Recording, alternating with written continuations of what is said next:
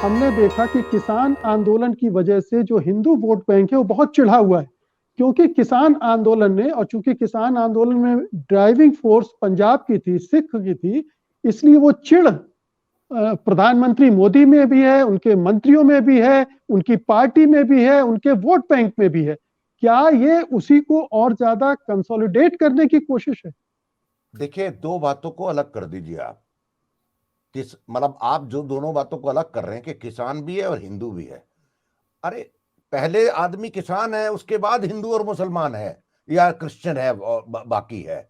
तो अगर आप क्रिश्चियन किसान को डिवाइड करने की कोशिश करेंगे, वो नहीं होगा इस मुद्दे पे। नंबर वन, आप हिंदुओं को कंसोलिडेट इस तरह से कर सकते हैं। देखिए क्या हो क्या रहा है, आप चीजों को समझिए कि जिस तरह से इन्होंने अखिलेश को उत्तर प्रदेश में बिल्टअप करने की कोशिश की, अब वो चीजें बिल्टअप हो गई तो मायावती सबड्यूड हो गई, कांग्रेस सबड्यूड हो गई।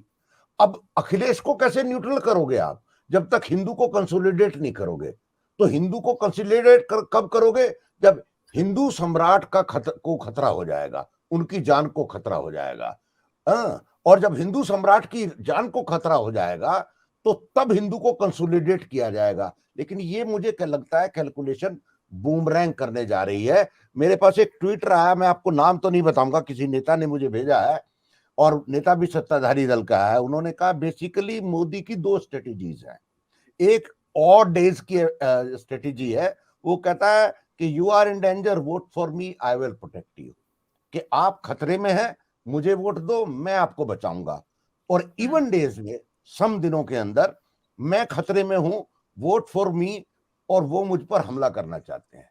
ये स्ट्रेटेजी का क्रक्स है जो बीजेपी के मंत्री ने ही मुझे भेजा है, जो मैं आज उससे फोन किया आपके प्रोग्राम के लिए कि भाई हो क्या रहा है बीजेपी में। उसने कहा हंसते हुए कि मैं तुमको भी व्हाट्सएप कर रहा हूं, तुम खुद समझ जाओगे हमारे हिंदू सम्राट की जो है स्थिति क्या है।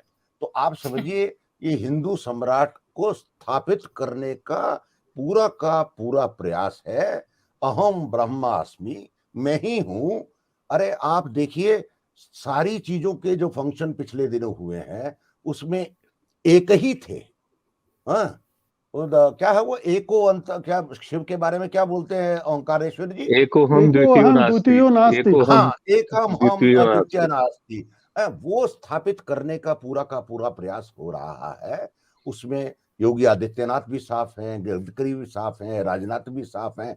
ये बड़ी चिंता का विषय है। जब तक अंदर और बाहर से ये स्थापित नहीं किया जाएगा मोदी ही है और मोदी ही रहेगा, तब तक कुछ होगा नहीं।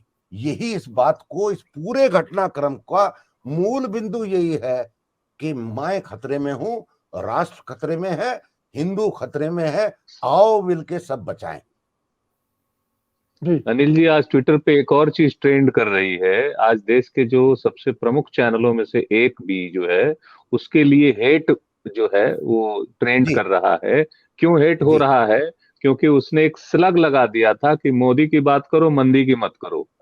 ये बात उसने क्यों उठाई और इस पे उसने प्रोग्राम क्यों बनाया, इसलिए उस पूरे चैनल को ट्रेंड किया जा रहा है और सारे लोग उसको जो है देशद्रोही और ये और वो, और उस चैनल को बंद करो और गाली दो, और जितनी थू थू करनी है वो कर रहे हैं। उसके भी 56,000 बस उसने इतनी गलती की है कि उसने ये लिखा है कि मोदी की बात करो, मंदी की मत करो।